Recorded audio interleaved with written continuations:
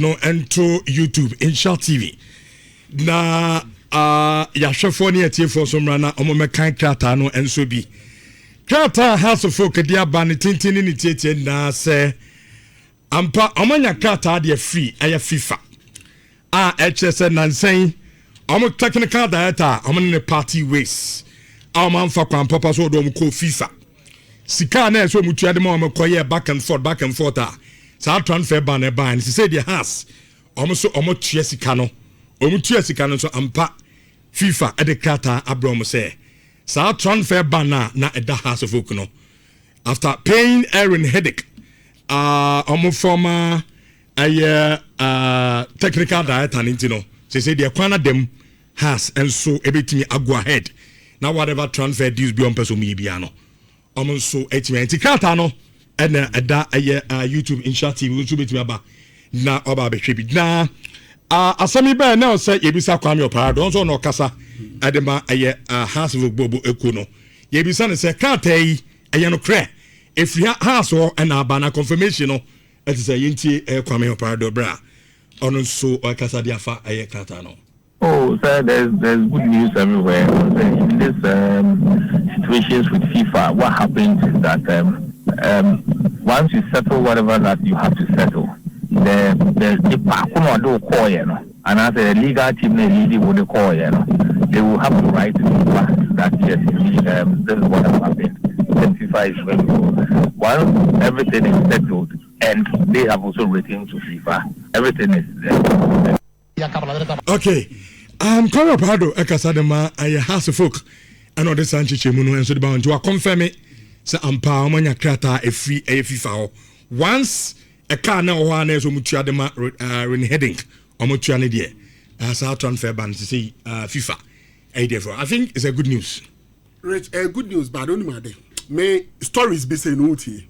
Anna may have me be one, set a giant ubetia about school fees.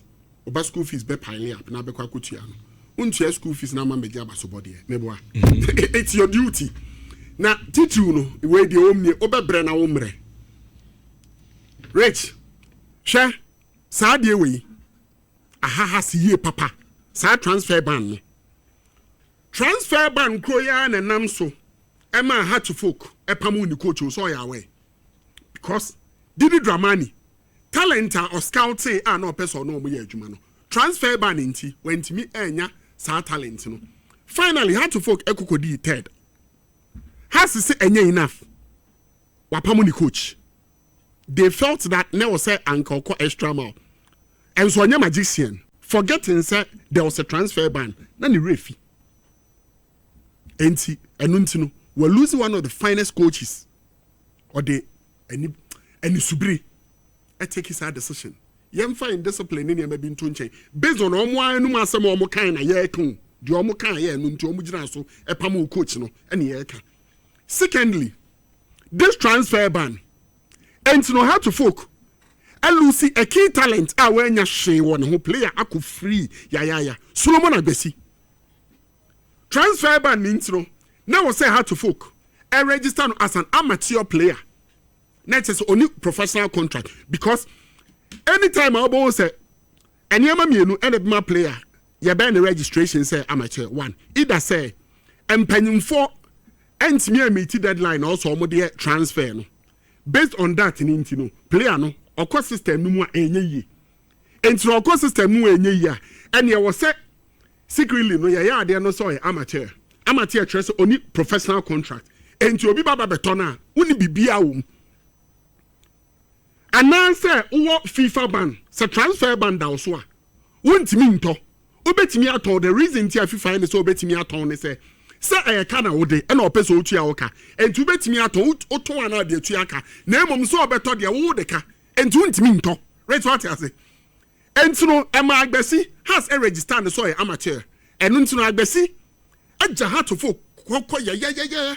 Wa brekra has enya hwe. Akwa sign contract. Player what project na manako even World Cup anko betimi asan kwan power ne ho wakofo free ni na nam transfer ban ba ko krona enti rich no say bisa won say ren headen kene kra say no watua over $140,000 headen ke buy no player buy no be develop ma But also any point no.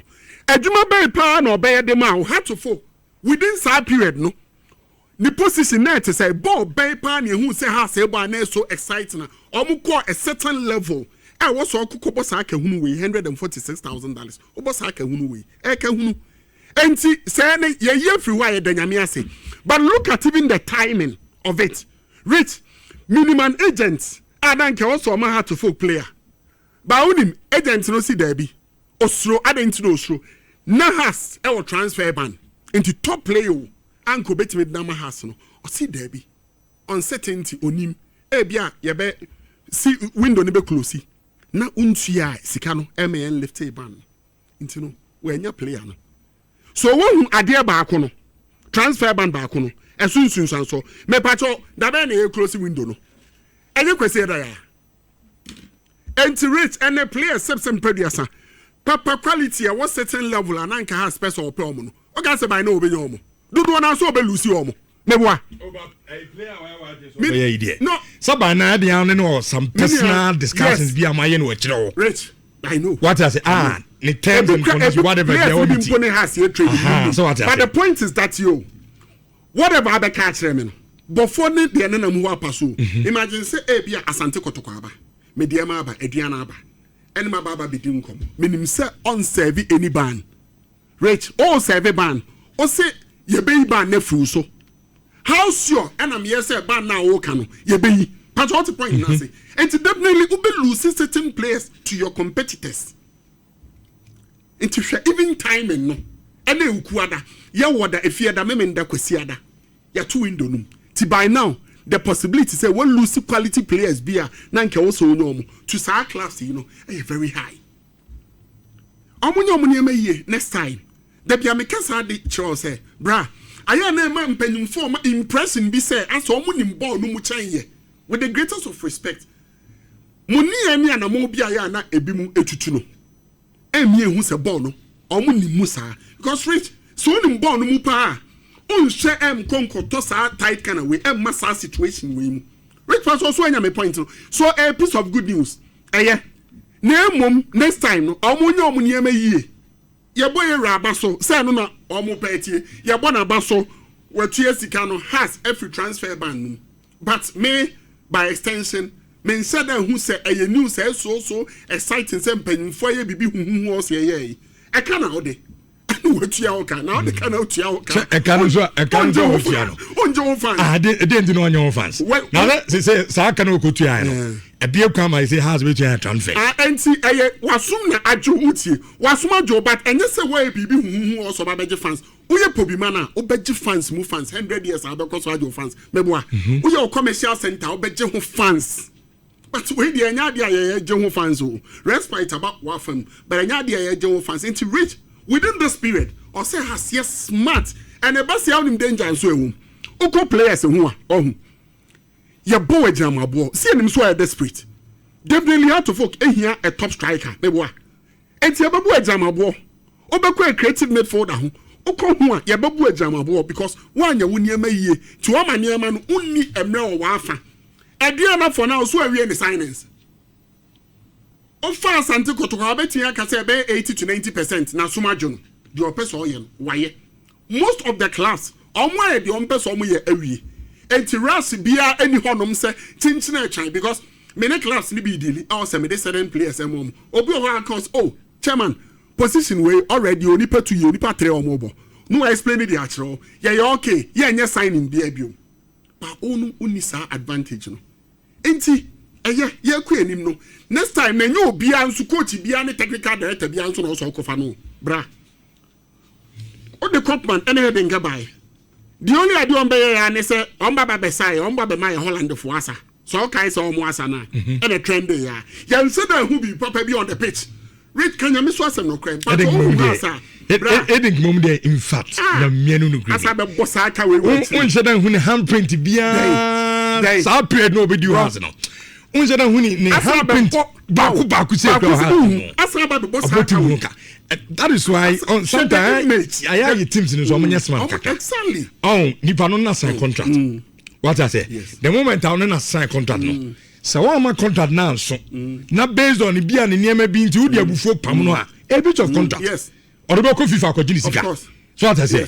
And the time I think that time I had to who say okay, Dumano grab a pan into Miniano. Chairman of Dumano show. Nanya Nuntina Watara.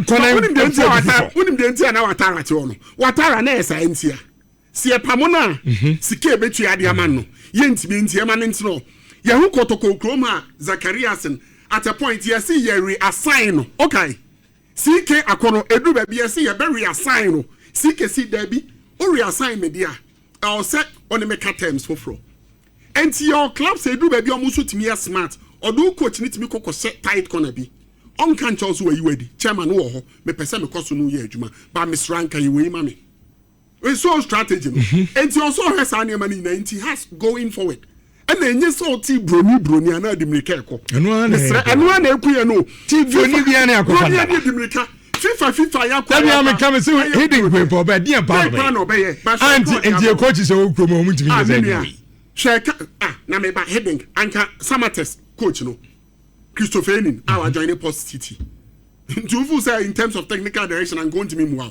Now, even your papa, Prof. Yao call no a Bushia drafts on the Prof. Minta. I do not Prof. Minta by a man and Nubi and a heading bay. It is sometimes when we appreciate your own. Okay. I can be your mammy and Kobo. All right, and House of Folk on Summoner and no.